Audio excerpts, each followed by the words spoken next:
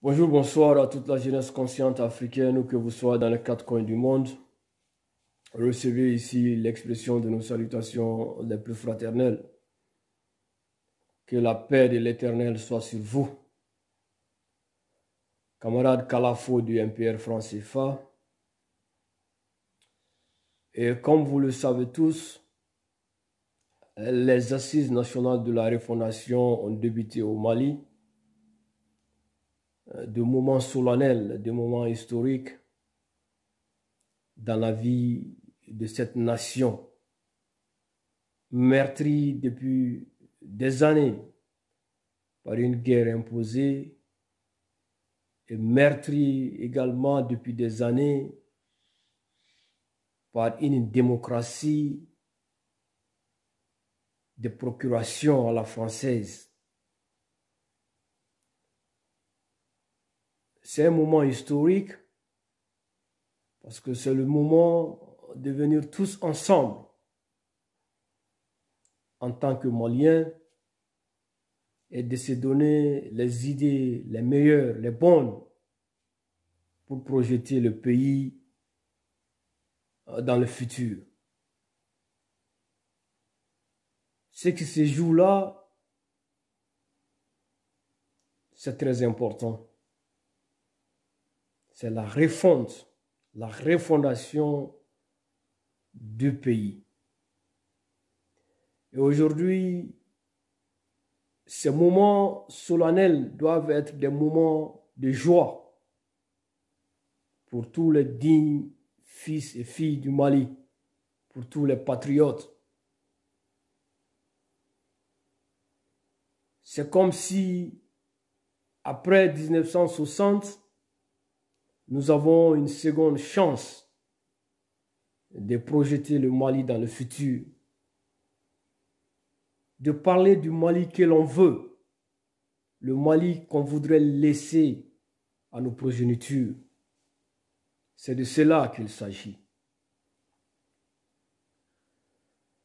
Et nous, au niveau du mouvement panafricain de rejet du franc CFA, mouvement fortement engagé contre la consommation du franc colonial qui est le franc CFA,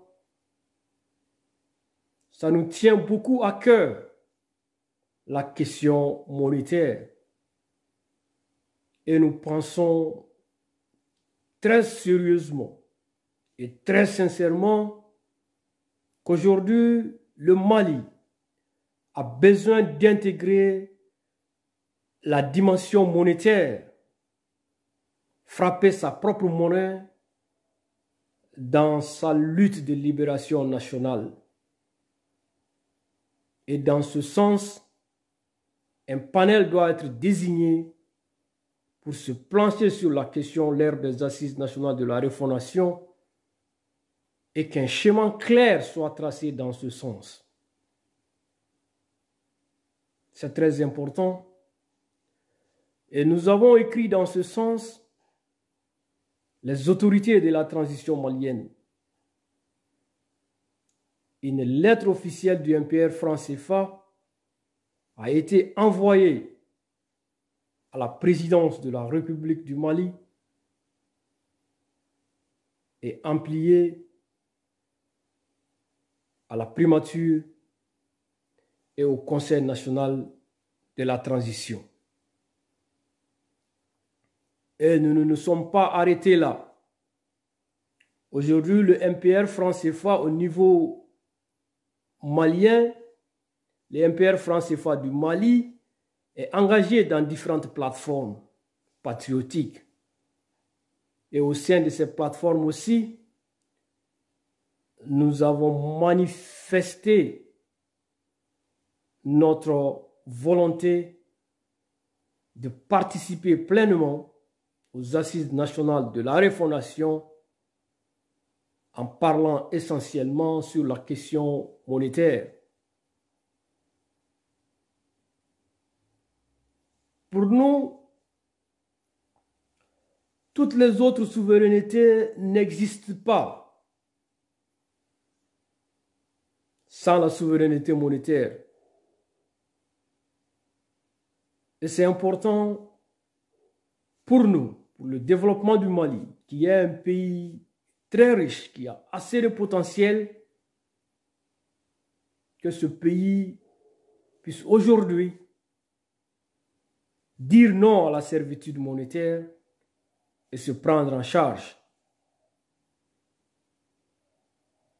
Nous sommes de ceux-là, pendant 4 bonnes années, qui ont manifesté, qui ont écrit, qui ont fait autant de communication sur la question monétaire, le rejet du franc CFA.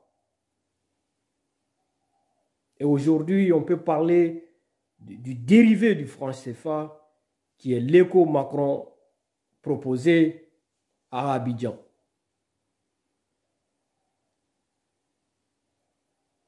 Sur le franc CFA, ils ont aménagé, c'est comme une vieille dame. Quand tu changes les habits d'une vieille dame, tu portes d'habits de jeune fille, ça ne fait pas de la vieille dame une jeune fille. Et c'est ce qui est arrivé avec le franc CFA bis, que nous appelons éco Macron ado, quand ils ont saboté l'initiative sous-régionale de la CEDEAO de créer une monnaie unique, en apportant quelques petites réformes, quand nous voulons la fin de la monnaie coloniale. Eh bien, quand ils disent qu'ils ont fermé leurs comptes d'opération pour les 8 pays de l'UEMOA, nous leur demandons combien nous avions dans ces comptes au moment de la fermeture. Au moins au moment de la fermeture. Parce que Dieu seul sait combien de sommes ont transité durant toute cette période. Mais ce qui est intéressant, c'est qu'aujourd'hui, tu ne trouveras pas un seul dirigeant africain au niveau de l'UEMOA, que ce soit un président, un ministre de l'économie et des finances, un député, qui puisse dire c'est le montant que nous avons, que nous avions, et c'est le montant que nous avons récolté de la France après la fermeture des comptes d'opération. L'une des réformes, c'est l'absence des représentants français lors du conseil d'administration au niveau de la Banque centrale, de la BCEAO.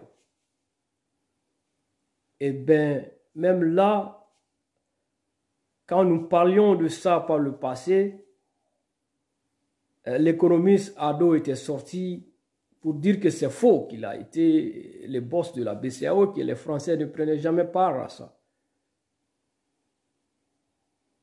Mais lui-même, il est ressorti après avec Macron pour dire que ça n'aura plus lieu. Donc, nous comprenons ces choses-là. Les politiciens africains font tout pour arriver à leur fin. Le peuple, c'est leur dernier souci. Donc, c'est pour vous dire que ces réformes, mais c'est la France qui garantit toujours l'éco-formule Macron. Et nous voulons de monnaie qui soit garantie par nous-mêmes, qui soit fabriquée chez nous-mêmes dans nos pays.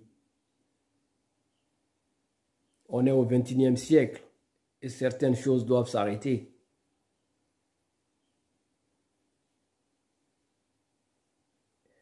Cependant, il y a l'un des principes très importants de fonctionnement du CFA qui n'a pas été touché. La parité fixe. Cette parité reste toujours fixe avec l'euro. Et aussi, le transfert libre de capitaux. Donc, quand les sociétés françaises pullulent partout chez nous et qu'il y a un transfert libre de capitaux, c'est bonjour au blanchiment d'argent, la fuite de capitaux. Et si on avait des entreprises solides, africaines, en France, on aurait parlé d'une sorte de compensation. Mais c'est toujours fait à dessein pour profiter à la France. Donc, il n'y a pas de contrôle. Bolloré, Canal+, Orange, toutes ces compagnies-là envoient leur argent comme bon leur semble. Il n'y a pas de contrôle, il n'y a rien. Or, dans un pays, même quand tu envoies de l'argent, il y a un type de contrôle, que tu sois un particulier ou une entreprise. Mais pour nous, il n'y a pas de contrôle. Donc, c'est toujours l'expression d'un Mali, d'un Sénégal, d'une Côte d'Ivoire, pays membre de l'Empire colonial français. C'est cela la vérité. Bon, maintenant, quand nous regardons du côté de la CEDEAO, avec la monnaie unique de la CEDEAO, là aussi, un projet qui a débuté depuis les années 80 et qui traîne toujours. Maintenant, ça a été renvoyé en 2027 dû à la pandémie Covid.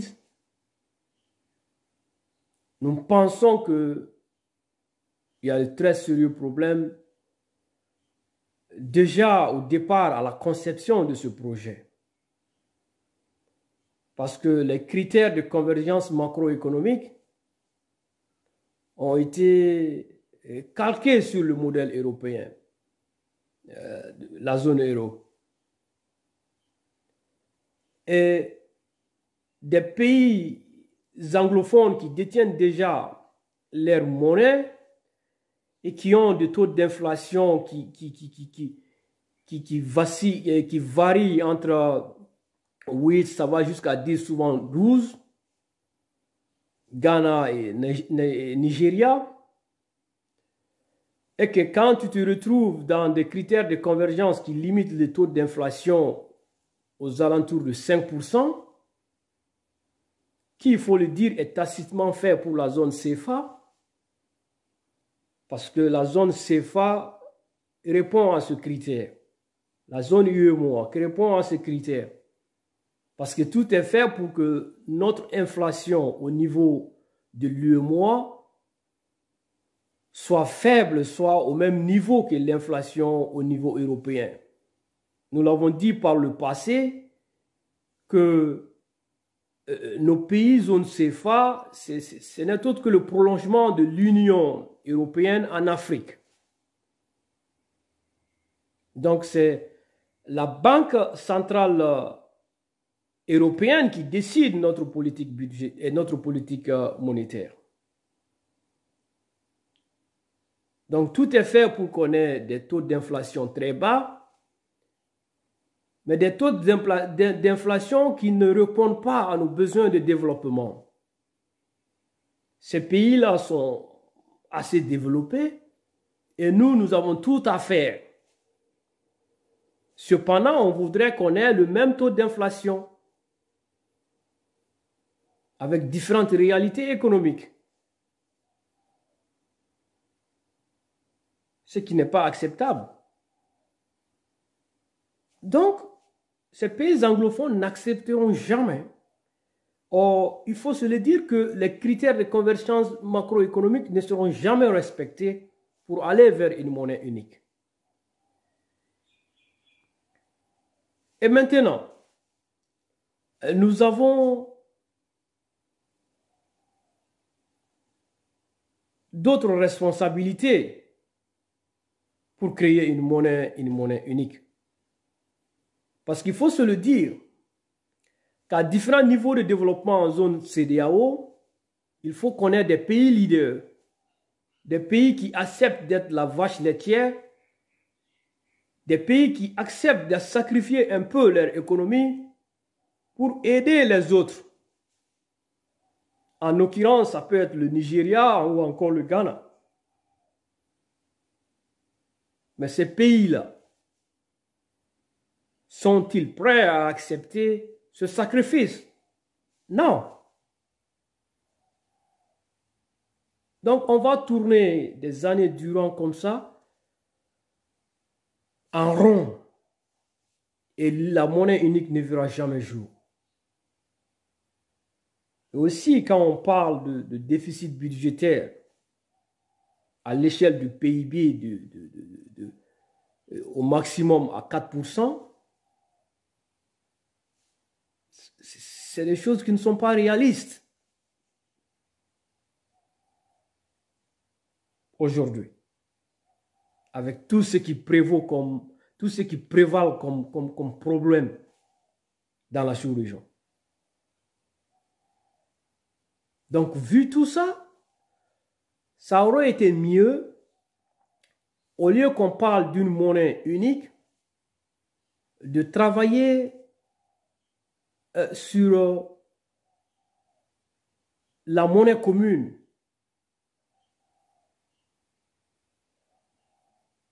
On pourrait avoir une monnaie commune à l'échelle de la CEDEAO, une monnaie supranationale, que tous les pays de la zone se serviront pour leurs échanges internationaux. C'est-à-dire que le Ghana aurait le Naira, et puis par exemple l'Eco ou bien l'Afro, deux monnaies, avec des équivalences, avec une étude sérieuse là-dessus, on pouvait aller dans ce sens. Et c'est pourquoi aujourd'hui, nous pensons très sérieusement que pour briser cette domination monétaire de la France sur nos États, c'est important d'encourager les pays à sortir individuellement du franc CFA, à battre leur propre monnaie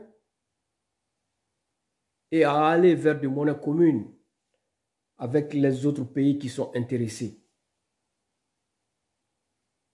C'est très très important.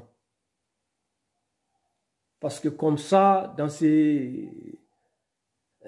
mélange, on va passer encore des années et des années et il n'y aura jamais cette monnaie unique et la colonisation monétaire française continuera. Ce n'est qu'une question de bon sens. Si les gens ne veulent pas connaître notre propre monnaie, c'est qu'ils savent ce qu'ils gagnent dedans. Ce n'est qu'une question de bon sens. Et ils défendent leurs intérêts, à nous de défendre nos intérêts. C'est très important.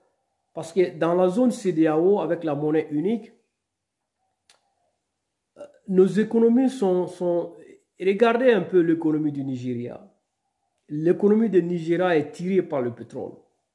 C'est vrai, il a une grande population aussi. Est tirée par le pétrole. Donc, quand le prix du pétrole s'envole, le Nigeria gagne. Quand le prix du baril du pétrole s'envole, le Nigeria fait des profits énormes. Ce qui est le contraire chez nous. Par exemple, au Mali, nous consommons le pétrole. Nous avons le pétrole, mais l'exploitation n'est pas encore là. Il faut attendre la fin de la guerre et puis ça va venir. Donc, il y a assez de contradictions dans nos économies qui font que la monnaie unique prendra assez de temps pour qu'elle soit une réalité. Et nous voudrons très sérieusement que des réflexions poussées soient menées sur la dimension monétaire et que le Mali puisse aller sur sa voie et frapper sa monnaie. Maintenant, on pourrait créer une monnaie commune avec la Guinée, avec d'autres pays qui seront intéressés, et toutes choses qui seraient le début de l'éclatement de la zone CFA. Et quand nous avons commencé ce combat, l'idéal était pour nous de chasser la France de la zone CFA et faire de cette monnaie notre propre monnaie. Et comme ça, on allait rester avec tous ces États, la CEMAC et l'UEMOA, et même on allait ajouter les îles Comores, et pour avoir une monnaie forte qui serait vraiment une monnaie unique, le départ de la monnaie unique africaine. Mais la France a bien compris, donc elle a disloqué la zone pour dire qu'elle va faire des réformes au niveau de la zone UEMOA, parce que c'est là-bas où il y a eu le plus de bruit. Donc, les pays de la zone CFA ont toujours leur compte d'opération ouvert au Trésor français. Et puis, les représentants français siègent toujours au niveau de la BEAC. Donc, eux sont toujours dans la sauce, quoi. Maintenant qu'ils ont disloqué le tout, donc, le projet CEDEAO aussi qui, malgré les difficultés, avançait un peu. Ils sont venus aussi avec ADO pour créer la Zinzani et parler de cette réforme et appeler ça ECO. Donc, non seulement la zone totale avec les 15 États n'a pas marché, ils ont mis frein à cette ambition. En même temps, ils ont créé des problèmes au niveau de l'UEMOA et les autres pays. Vous voyez un peu comment la France fait tout pour maintenir ses anciennes colonies sous ses pieds. Ils font tout ça pour défendre leurs intérêts. Et c'est nous, aujourd'hui, les Africains, qui doivent se lever, taper sur la table, sortir sous la table et taper sur la table, renverser cette table pour développer nos États. C'est très important. Donc la dimension monétaire doit être vraiment prise en compte lors des assises nationales de la refondation du Mali. C'est très très important. Maintenant, l'actualité est aussi dominée par le voyage futur, par l'arrivée prochaine de Macron au Mali pour visiter Assimi. Nous disons ceci, Macron, après avoir cancané, jasé, après avoir dire du n'importe quoi sur les autorités de la transition, ils sont le fruit de 2 coups d'État, ils sont ceci, ils sont cela, ils ne sont pas légitimes. Il a tout dit, il a poussé la CEDEAO contre le Mali, il a poussé l'Union européenne contre le Mali. Il a tout fait, ça n'a pas marché. Maintenant, il prend son courage dans les 2 mains et il veut venir voir les autorités de la transition. Il veut venir voir le président Assimi. Ce n'est pas de joie de cœur que Macron vienne au Mali, ça il faut se le dire. Donc il vient au Mali pour défendre les intérêts de la France. Donc à Assimi de défendre les intérêts du Mali et à ne pas faire de concessions sur les questions de souveraineté du Mali. Notamment, la France n'a pas à dire à nous quelle coopération militaire nous devons avoir. Donc, ça, c'est des lignes rouges Et aussi, Macron n'a rien à dire par rapport à l'incarcération de certains de ses pions. Parce que nous savons tous que certains de ces pions aujourd'hui, de gros poissons, de gros espions français sont aujourd'hui incarcérés par la justice. Pas parce qu'ils sont espions de la France, mais parce qu'ils ont commis des délits. Donc, ils sont dans les liens de la justice pour répondre de ces faits. Donc, toute demande de relax de ces délinquants doit être carrément rejetée par Assimi. Ça ne doit pas être fait. C'est seulement une ligne rouge. Ah, au nom de l'apaisement du climat social. Le climat social, là, il est bon au Mali.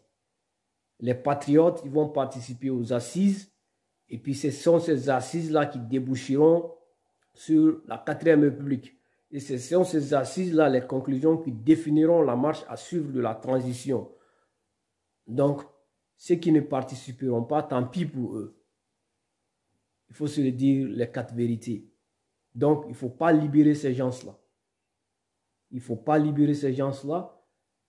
Il ne faut pas qu'Assimi intervienne dans le processus judiciaire. Parce qu'aujourd'hui, tout est fait pour le décrédibiliser.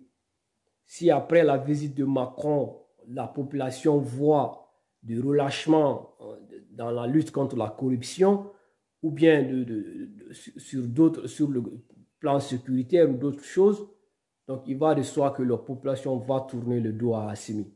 Parce qu'aujourd'hui, le peuple malien est très, très déterminé. Et quand le peuple te tourne le dos, c'est fini. L'autre question serait de limoger le Premier ministre, Choguel. Donc, c'est des demandes qu'il ne faut jamais accéder. C'est des demandes qu'il ne faut jamais accéder. C'est très, très important. Il ne faut pas le faire. Il faut être méfiant de tout ce que tu entendras de Macron. Il ne t'aime pas. Il vient pour ses intérêts. Il prépare une campagne présidentielle. Donc, il veut adoucir un peu les sentiments et patati patata. Donc, il faut faire attention. Il faut faire attention. Il faut rester ce patriote. Cet homme qui inspire aujourd'hui les Maliens et les Africains. Cet espoir doit continuer de briller pour le Mali et pour l'Afrique. C'est très, très important. Autrement dit, la visite de Macron au Mali, c'était un non-événement. Il vient humilier devant les autorités de la transition pour défendre ses intérêts. À nous de défendre nos intérêts. Ceci dit, merci pour votre temps d'écoute. La lutte continue et à très bientôt.